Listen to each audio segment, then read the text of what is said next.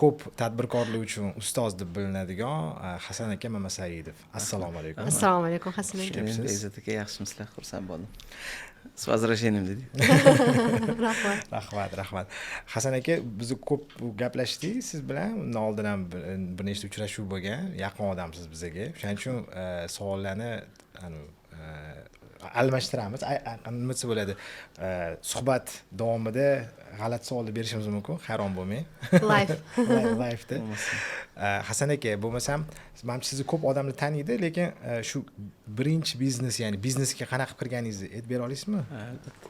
Sizlarni auditoriyada tanimaganlar uchun birinchi volontyor, stajyor Pozil qor akamni yonlarida shogird bo'lganman.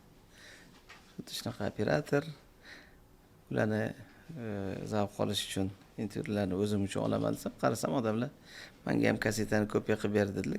Hasan kasetachi bo'lib ketdik. Adam rahmatli, endi mana o'xshatish qiladigan bo'lsam, men hozirjon deb o'zim uyimdagi eng zo'r mashinani berardim. Agar o'g'lim muftiy hazratlariga Nuriddin qor akaga volontyor bo'lsa. Adam xuddi shunaqa uyimizdagi eng zo'r mashinani berganlar, Pozil qor akam bilan yurishim uchun. 2 yil menga armiya bo'lgan, 96-98 yil Pozil qor akam stajyor volontyorlari uyimizdagi eng zo'r mashina, eng zo'r kamera, eng zo'r texnika. Ham assistent, ham administrator, ham hammasi.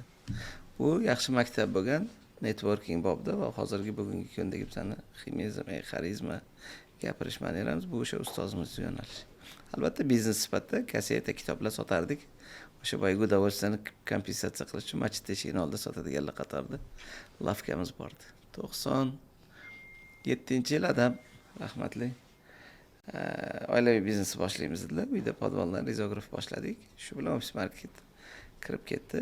Sababi boshlanishi biz 98-yil Pozil qor akamda volontyorство va stajyorствoni tugatib, семейный biznesda Adam rahmatli onam 4 uka семейный biznesni boshladik. Производствоda planchni produksiyalarni olib magazinlarga tarqatardik. Keyin 2000-yil kelib, 2 yildan keyin rebrending qildik. Boshida CHP Mamasaidov bo'lib zinominati bo'ldi-da. Keyin rebrendingning sababchisi Ma'murjon aka degan Westminsterdagi do'stimiz aytdilarki, достижение zo'r, brend yo'q. Biz rebrending qildik, 2000-yil ofis market bo'ldi. Ofis market poligrafiya, ofis market taklifnomalari, ofis market konstavari asosiy 3 ta katta yo'nalish, 200 ta odam bo'lardi. 3 yildan keyin birinchi startda boshlaganimizda. Juda mashhur edi. Mashhur edi.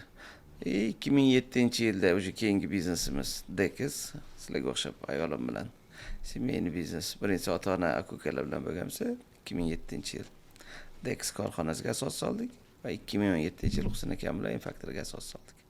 Shu qisqacha qilganda mana shu asosiy Hasan akani katta 4 ta farzand deydigan bo'lsak, biznesdagi birinchi volontyorlik, ikkinchisi ofis market, uchinchisi Dekiz, to'rtinchisi Infactor. Endi Infactor ichidagi loyihalar, yo'nalishlar, rubrikalar, proyektlar o'sha unga yaqinlikka yaqin, ichida vistal berganlar bor, bermaganlar bor. Mana siz salkam 20 yildan ko'proq 30 20 yilcha bunaqa offline bizneslar, brick and mortarda, ya'ni kanselyariya, mana shunaqa yerdagi biznes bilan shug'ullangansizda, keyin qanaqadir paytda o'sha tadbirkorlarni tarbiyalash, o'qitish anaqasiga kirgansizda juda ham muhim vazifa deb qabul qilaman. Nima sababchi bo'lgan? Nima bo'lgan? O'sha paytda yo'q edi. O'sha paytda yo'q edi. Birinchi bo'lgansiz. Ikkita sabab bor. Birinchisi o'zi izначально hozirgi qilib yurganimiz, sizlarga zavq berayotgan, bizga zavq berayotgan narsa oldin ham bizga zavq bergan. Faqat yangi O'zbekiston va eski O'zbekistonni eramizdan avvalgi O'zbekiston deb qo'yaman. U payt mumkin emas edi. U yoki bu joyda intervyular bersak, не выпендривайся degan ko'p zamichanlar bo'lardi. Kimdir chiroyli qog'oz berib etardi, kimdir podskaska qilib etardi, kimdir vlog etardi. Bizda bitta odam ko'rinish mumkin, bizning siyosatda tamom deyishardi. Yo san'atkormisan, diktormisan, artistmisan deyishardi. Yo sportchimisan, yo'q, nima qilasan deyishardi. 2017-yildan keyin siyosat o'zgardi, holat o'zgarmaydi, munosabat o'zgardi. Undan keyin bizga qarasak chiqish mumkin. Teper para deydigan payt bo'ldi. Haqiqatan 2016-yil, 2015-yil Dekiz korxonamizda $400,000 tushgan xato, qimmatga tushgan xatodan keyin juda katta bo'l bor edi.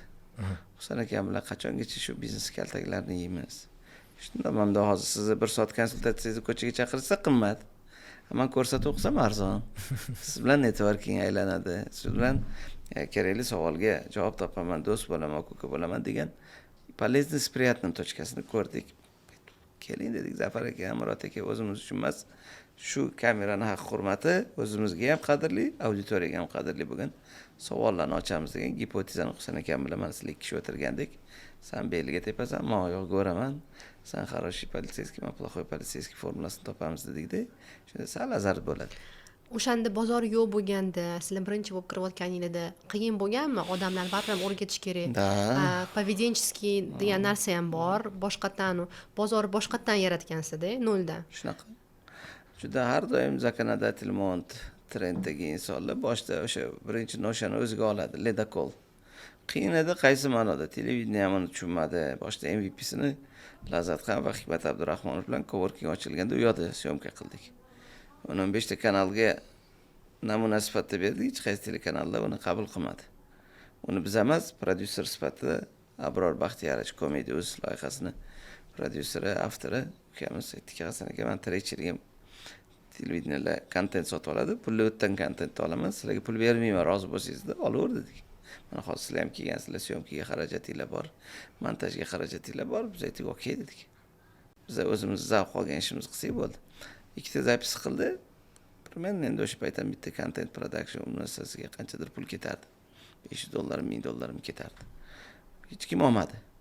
Hattoki UzReportga borganimizda UzReport bo'ldi, olaman bitta ko'rsatuvga bir oyga yo bitta ko'rsatuvga bizga 30 milliondan to'laysiz dedilar.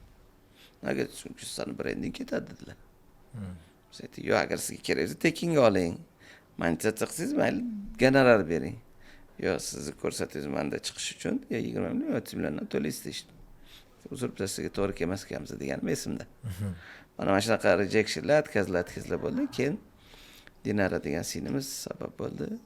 Husan akaning My Life Planner tadbiridan keyin 2018-yil Husan aka kakras Bahrom aka degan yaxshi akamiz mahalla kanalda Toshkent telekanaliga o'tdilar. Siz bilan bizga o'xshagan samimiy yangilikni yaxshi ko'radilar. Nimadir zo'r narsa qilishimiz kerak dedilar. Sizlarga qiziq bo'lsa, men ular bilan tanishtiraman. Masala yo'q. Bitta ko'rishdik. Davay parukam dedik. 2 kundan keyin anaqaga bordik, Hayatga bordik. Uni ham joyini tekin gaplashdim. 25 ta star yulduzlarni, spikerlarni hammasini chaqirdim. Anons oldik. 20-fevral syomka, 3-mart 1-efir Toshkent telekanali yuzini ko'rdi. Mana shunaqa qilib eng zo'r production o'ylamadik. Biz faqat o'zimiz zavq oladigan ish qildik. Yulduzlar hech kim pul so'ramadi, pul ham bermadik, pul ham so'ramadik. 1 yilcha oldi qo'yish uchun, to'g'rimi? Ha, 17-yil boshlagan bo'lsangiz, 17-yil boshladik, 1 yil Western bermadi. 2018-yil o'sha ma'lum bir paytdan keyin Western berdi. Keyin 1 yildan keyin 2019 уже praktikum tadbirlari boshlandi. Chunki bir yil znamenity bo'lgandan keyin aka zo'r tema ketyapti. Uni biz olib YouTube'ga qo'yishni boshladik. Shu odamlar bilan tanishsak bo'ladimi? Syomka paytida mana shunda o'tirsak bo'ladimilar ko'payib ketdi. Keling ularni chaqira qolaylik, bunaqa formatda emas. Kelib o'sha temani bizda intervyu, hali anons formati bo'lsa, keyin tadbir formati qilamiz dedik. Aziz Yusupov birinchi bizani Gagarinimiz praktikumda. Keyin Nigora Akilova, Alisher Isayev, Akmal Payziyev, Ulug'bek Hoji Ahmedov, o'nta odamga bittadan beramiz dedik. Qarasak biz yaxshi ketdi. En faktor praktikum tadbirlari shu bilan kommersializatsiya точкасini topib oldi. То есть kommersiy joyi, именно pul ishlaydigan joylar faqat praktikumdan boshlandi. 2 yildan keyin boshlandi. 19-yil. 2 yil vaqt ajratdinglar, pul ajratdinglar, investitsiya qildinglar. Ko'pchilik 2 yil kuta olmaydi-da. To есть 2 yilda yo'q o'xshamadi. Hatto telekanalda ham aytishdi, aka, qachon pul ishlaymiz deyishdi. Bitta kommersiy efirlar, men hattoki hozirgacha eslayman. En faktor tarixidagi birinchi kommersiy efir, pul to'lab chiqqan efir Shahzod Bahodirov Thompson loyihasining asoschisi. Hozir mana hamma brend uchun shunaqa podkastlarda chiqish uchun kommersiy efirlarga chiqyapti-yu. Bizani kommersiy efirga chiqqan itovni pulini biz olmaganmiz. Shu jamoaga berish uchun radio kompaniyadagi premiyasi uchun olaveringlar, pul ishlasanglar rozi bo'lsa deganmiz. Keyin biz pul bermaganimizga xursanddik. Men Dexdan podarka berardim. Kelsa spikerlarga kompliment berardik. Bunaqa jamoaga pitsa olib berardik. Ular xursand. Chunki boshqa kanallar bu narsani qilmaydi-da. Men buncha pul to'lamaganimga pitsa-yu podarka bilan qutilganimga xursandman. Tushuntirdimmi situatsiyani? Men aytsa, отношение yana Kimsa avtorisan. Chunki hech qaysi telekanalda hech qaysi avtori videochisi telekanaldagilarga kompliment bermagan. Lekin biz bilan ishlash komfortli edi. Xuddi shu narsa biz o'zi pravo первой брачной ночи ularniki. Televideniyada chiqaveradi. Ularda chiqqandan keyin ruxsat bersanglar.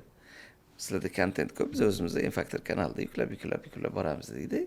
Zavq olib o'sha lotkani raskachasi qilishga sababchi bo'ldi. Ya'ni siz menimcha O'zbekistonda mana brend ustida ishlagan birinchi odam bo'lsangiz kerak bunaqa. Lishni brend. Lishni brend. Ya'ni brend ustida ishlagan yaxshi fayz olib yaxshi ochilganlardan bittasi bo'lamiz birinchisi. Bizdan oldin e'tirof qilishimiz kerak Hikmat akamlarniki. Bizdan oldin e'tirof qilishimiz kerak Arsenal bilan birga qilishgan laboratoriya uspexi bor edi. Laboratoriya biznesi ham laboratoriya biznesi edi. Ruschada chiqdi. Ruscha выстрел bermadi. Yemadi.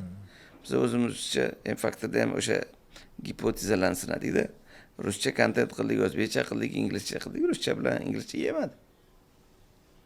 Nima qilasan? Auditoriyasi kamroq. Ruscha bizdan tiqilyapti. Bizdan tiqilyapti. Bizning auditoriya uchun eng qadrli narsa u Rossiyadagi Ganda Pasul Levitasi Germandan ko'ra O'zbekistondagi Zafar Qoshiyev, Murod Nazarovga gapi qadrliroq bo'ldi. Uni tadbirga bordi, maza qilmadim, bu yoqqa keldim, maza qildim, urishdi.